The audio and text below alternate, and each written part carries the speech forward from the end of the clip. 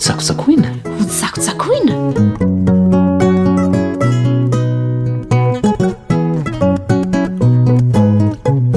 dia ny atsipohan'ny manam-panahy.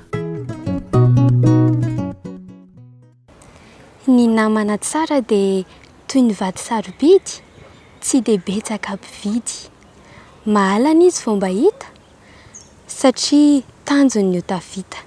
Fa raha izy ilay fahita eny rehetra eny na inona atao dia indriko izy ao. Toy ny ravina manify entin-drivotra mitsoka dia alaviry fa tsy tsara ny minamana amin'izany. Tandremo fa izy ilay sintona sy anetry anao ambany.